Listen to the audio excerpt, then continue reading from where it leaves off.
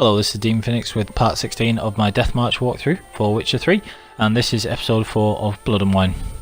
Now, the part that we were up to in the main quest is coming up to the Night of the Long Fangs, and this is where you have a few decisions that have to be made about how you progress the quest, and depending on what you do after that, that affects which quests follow on from this one. Now, the main enemies in this particular quest are vampires, like a lot of the later stages of Blood and Wine. And so we need to be getting ready, setting ourselves up to be fighting all the vampires and everything like that.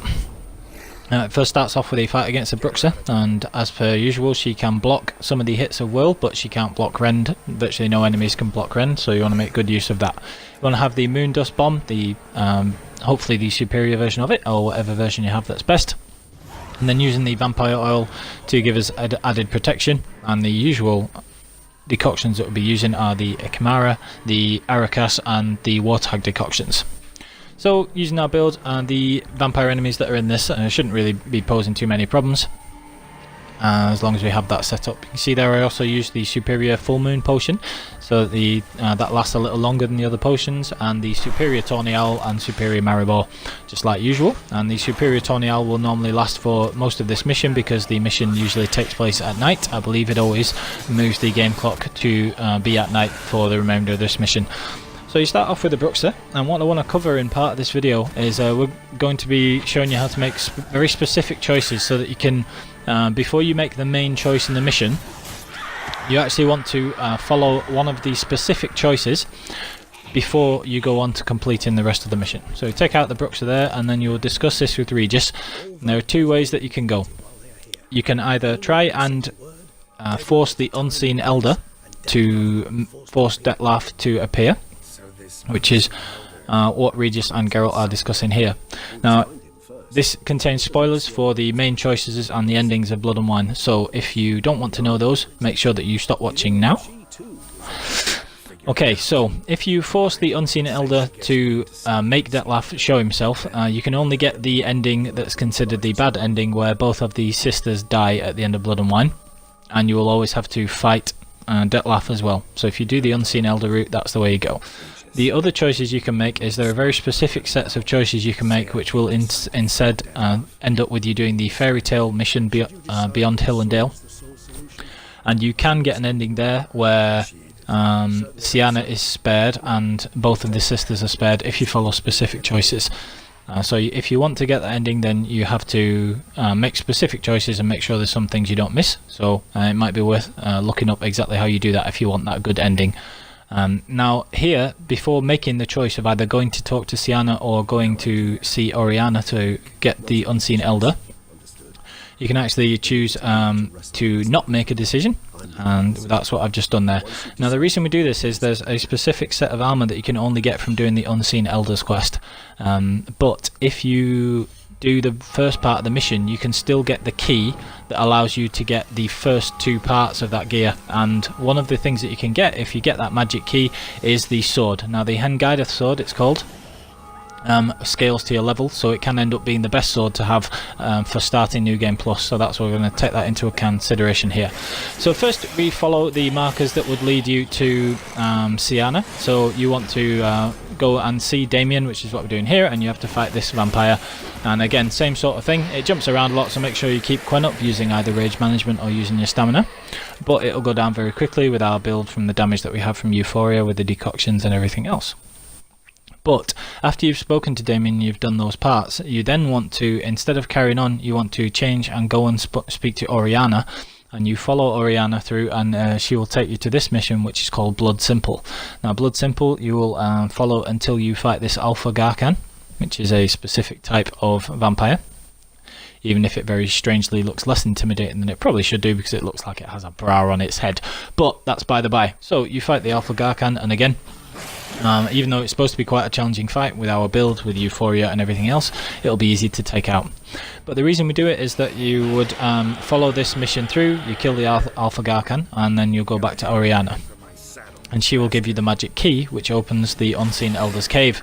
But what you can do is you can complete these side of the missions, and then there will be a scene coming up that I'll show you that shows you that Regis gives you one final chance to change your mind, and then you can change your mind and go and do the Beyond Hill and Dale quests and save Sienna instead if you want. Now if you're wanting to get the achievements as well, there's an achievement for getting the quote unquote good ending where the sisters survive, and there's an achievement for getting the bad ending where one or both of the sisters die, and it ends up with Geralt going to prison. So you get an achievement for going to prison, or you get an achievement for getting the good ending where they both survive. But if you make a manual save at a certain point, then you could always do the good ending, then go back to that save and get the bad ending, and then you can get both sets of achievements that way. So anyway, after you've finished Blood Simple, this is what we want. You can see there the fight wasn't very challenging, but when you find this letter, and it reveals something about Oriana's character, which is very interesting, and a good little bit of development there as well, very interesting. And you go back to Oriana and she will give you the magic key. So at this point you can either carry on with the Unseen Elder quest and go all the way through that, and the advantages of that are that you get the Hen Gaidth armor. So that's the only way you can get the full Hen Gaidth armor set. If you just get the key and then abandon the Unseen Elder storyline and go to the fairy tale storyline, you can still get the Hen Gaidth Sword, which is why we've gone to these lengths to get the magic key first before you make a final decision. So basically, long story short, is make sure you do the Blood Simple mission regardless of what choice you're eventually going to make. There we've got the magic key, and what you can do is if you abandon that mission and you don't go and see the Unseen Elder, you can still go back to his cave afterwards and get the Hen Gaidth Sword, and because that sword scales to your level, it can be the best sword going into New Game Plus, so that's what we're going to do. So if you make a manual save before you have this conversation with Regis, then this will let you go back to do the full Unseen Elder quest, if you want, from a manual save, or you can change your mind here and go and do the mission where you go to see Sienna. Now for the purposes of this walkthrough, what I'm actually going to do is I am going to change my mind and go and see Sienna and do that part of the quest, and then we're going to do Beyond Hill and Dale.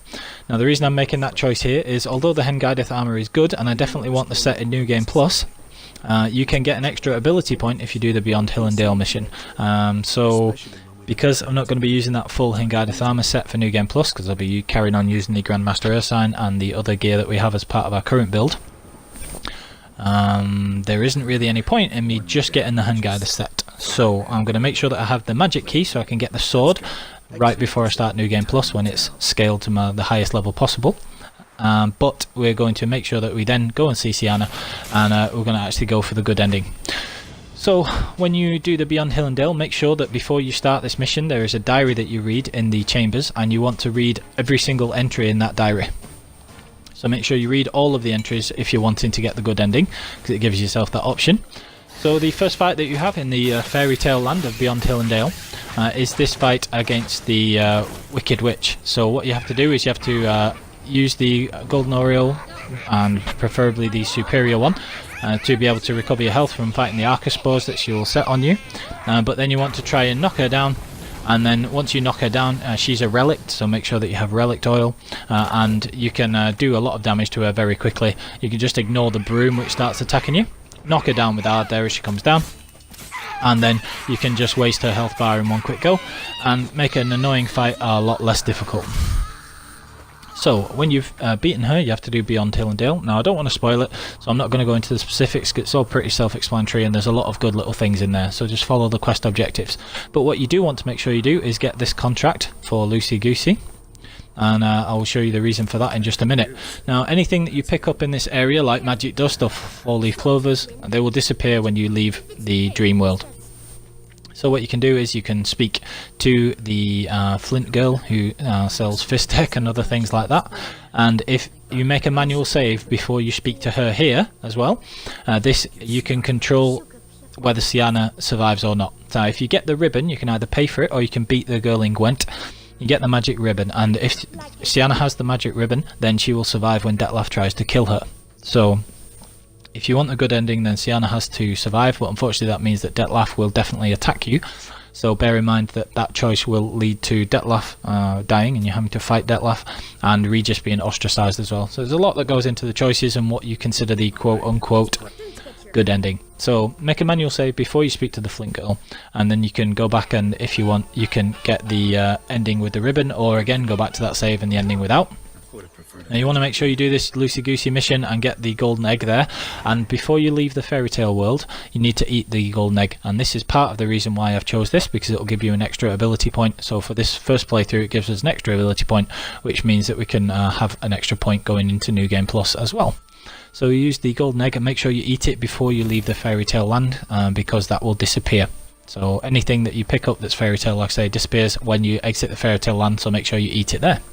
So we've been saving up an abundance of points, and what I'm going to be doing is I'm going to be making sure that we use these points now. So I've saved them up, and you can either put them into a lot of the skills and just keep it as 2 mutation slots, or you can put it into the mutations, which is what I'm going to do here, and have 3 mutation slots.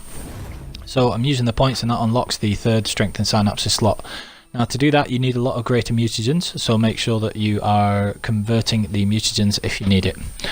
Now just whilst I go over this bit, and it's just me making these mutagens, you might want to go and look at the video that I have about the build for starting New Game Plus, which shows how the build is set up at level 54 and the options that are there, so you can pick which you want out of the 2 slot or the 3 slot version of the build. Now the advantages of the 3 slot version is that you have less in your skill points, but you have the strength and synapses slot open, and you would just use the skill points from White Orchard and the remainder of the places of power in New Game Plus to put those into the abilities. Or the alternative is to have the 2 slot version with a lot of the points going into the abilities, and then instead using the points from New Game Plus to get the mutations and unlock the 3rd and 4th strength and synapses slot. Now for the purposes of this, I'm going to be using the 3 slot version, because on reflection I actually do slightly prefer this version compared to the skill switching version of the build, just because the Superior Tawny Owl and Maribor and Thunderbolt are such useful potions, and the 3 slot version is easier to use with those because it gives us space to have heightened tolerance on the build. Now very briefly I'm just going to go back to what I was saying about the manual save before speaking to the Flint Girl. Now you can save before her, and if you do Beyond Hill and Dale and finish it without getting the ribbon from her, then you can still get the bad ending and go to prison if you want to unlock that achievement. So that's the quickest way to get both of those achievements and endings, is to make a manual save before the Flint Girl.